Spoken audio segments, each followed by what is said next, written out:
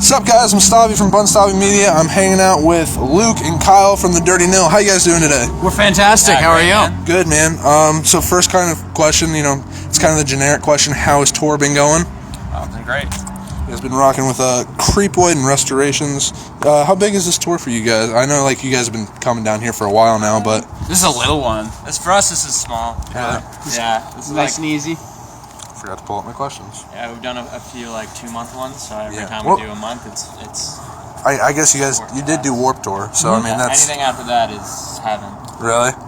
Pretty much. Is that a pretty insane process? I've heard from grueling people tour, that it's Yeah, it puts you through It's the fun. ringer, It's fun, for but sure. it's just a long, hot summer. yeah.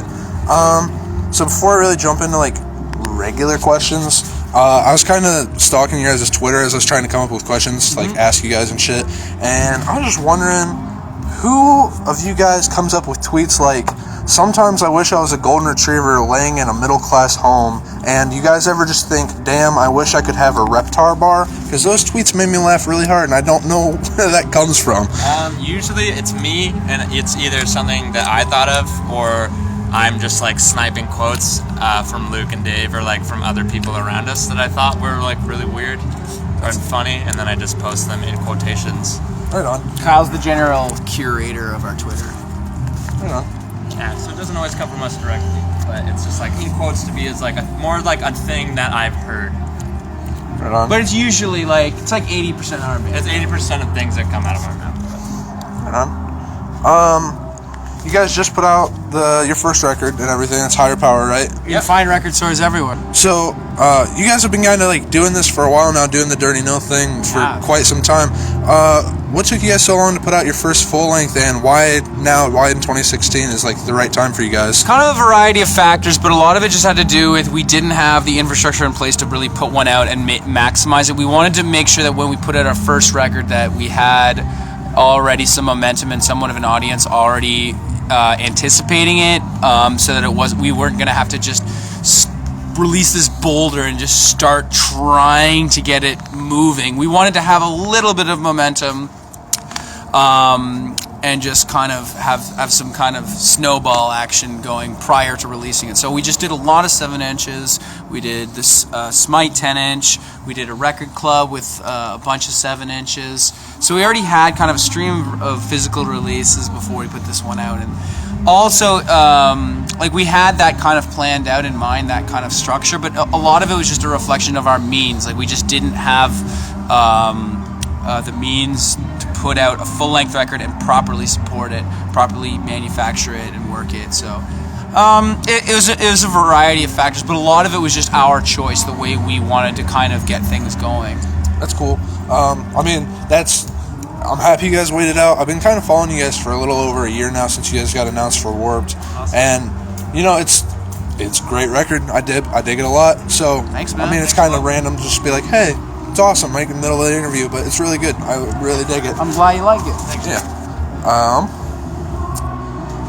What are, since you guys are from Canada, what are some of the best and worst cities to play in the United States for you guys? Best, New York, San Francisco, NOLA. hot New Orleans love to pairs out there. San Francisco. San Francisco again. Austin, Texas. Austin, Philly, those kind of places. We just kind of started playing there on our first time out and just had a good time there. We made a lot of friends there. Yeah. So those places always kind of make us feel at home and at ease. Worst, Birmingham, Alabama, Salt Lake City, Utah, Not much of a Spokane, Washington. No, just weird shows. We just haven't had the best experiences there so far. I mean, we've been around America fully, probably cumulatively. I don't know. We've done about 5 times. Yeah, something like that. So I mean, the more we play here, the bigger this country seems to me. So I mean, every time we have a bad experience in a place like that, it doesn't make me write off that town. It just makes me feel okay, well, I can't wait to get to the next city where we know we will probably have a better time. There's so many markets here. It's such a large country. I'm just excited to continue exploring places and pockets that we have yet to play. and you know, continue to make progress in the markets that we have played, you know. But there's no other, like, there's very few places where we don't like it. It hasn't necessarily, it's never been because of the people there. It's just been because of like circumstances surrounding that show. A lot of it, we have kind of a general joking kind of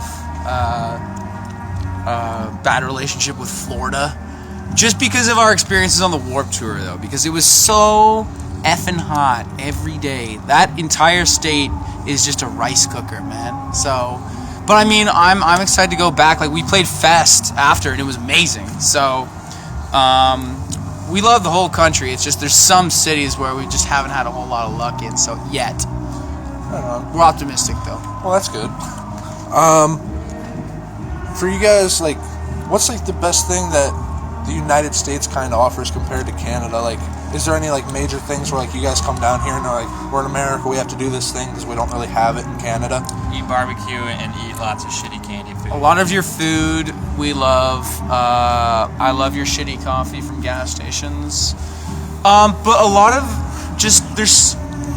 it has to do with the fact that your country's, may I refer to my prior answer, it's so fucking massive that there's just there's such a feeling of I don't know. You just never know what's going to happen next, and especially when we're playing shows in a town we've never played before, because there's an infinite amount of markets. You can talk to. We've talked to Restorations a lot, and they've been around a lot of bands, and they just we talked about that for a while, just how you can have strongholds all over the country, and then in just some major areas you just get nothing. So that's kind of something that I love about America, is how many countries there are within this one country, you know? Yeah, I get that. There's so many varieties, there's so much variety, rather, within the country that it's just, you know, it's exciting to visit each different region of the country. Like, obviously, we get a lot, we get a very different pleasure out of playing in Austin than we get out of playing in New York City. There's just, it's crazy to me, the more I travel, that it's one country, that it's considered one country, when in fact there are so many different and diverse pockets within it. Gotcha. I know it's a long meandering answer. No, it's cool. What music do you guys listen to, like, in between stops on the tour? Like, when you're just driving, what do you guys listen to? We change it up a lot. There's like podcasts that we do, like Bill Burr's and DMX. We listen to DMX. We listen to. Check out the BunzStavi podcast. It's like all right. That's all right. ours. But Nice. No, Check it out. It's not great. You don't have to. No, we're gonna. All right. I don't know. Marin's is okay for good interviews. Listen to a lot of Metallica. Sometimes we listen to like old country music, like Willie Nelson. We're all over the board, or like new bands. Just everything, yeah. Just everything. Our friends' records. Yeah. You know. Nothing like one definitive sound. You guys just listen to it all. Yeah. Right on. With 2016 just kind of still starting, what albums are you guys anticipating the most, like, this year? Like, a lot of bands have been announcing more albums for like late May and stuff. Are there any albums you're like really anticipating? Our friends Gray's record, Outer Heaven. When's that one out, Kyle? I think that's out in a few weeks in April, and then Pop's record's coming out. That's probably gonna punch everyone in the face and blow. That's gonna send them into the stratosphere. Probably. Very excited for Pop's new record. Yeah, it's gonna be really good. I'm trying to think who else has records coming out this year. I just like have such a hard time keeping up. I found out about everything late. Like, oh, well, shit, that's out. This is out? I didn't know they put out a new record, so I wish if Proto Martyr were putting a record out this year, I would say them. But who knows? Maybe they are, maybe they're not. I don't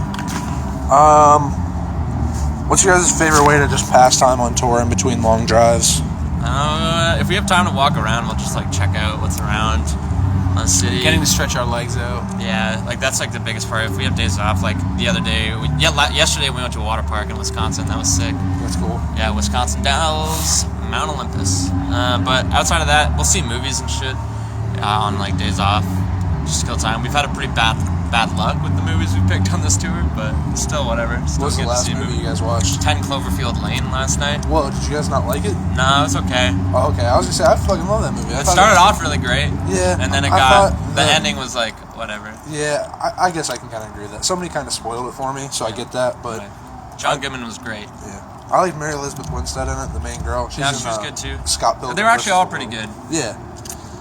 I'm a big Scott Pilgrim fan though, and she was in that. yeah. So as soon as I saw she was in that movie, I was like, oh, dope. Yeah. All right. Okay. This is our last question. It's kind of like our staple for the podcast, BunzStavi. I have to give a background story every time I ask this question because it's fucking stupid. But me and Bunz got into an argument once about the way that a person should make spaghetti. Okay. He believes that you should just take the noodles and just throw them in boiling water so that they just kind of slowly, noodle. And I believe you got to crack them in half. And we got into like a 5-day argument one time. It's actually still an ongoing argument. That's why we asked so many people about it. Do you guys just throw your noodles in, or do you crack them so that they? I just throw them in. Yeah, my mom just threw him in. Oh well, god damn it! All right, yeah, no, that's cool. The way I know, but I don't know. I think it can go either way. It's food, baby. It's it's your personal flair. As long as it tastes good once it enters your mouth, then yeah. Right on. Yeah, like I said, it's kind of a random question, but just want to thank you guys again. Our pleasure. Thank you very much. Yeah, Thank you guys. Thanks for having us. Yeah, guys. No We problem. shall return very shortly. I hope so. Yeah. Thanks, guys. Cheers. Dirty Nil. Our gas station coffee's fucking terrible, by the way. I love it. I Definitely agree.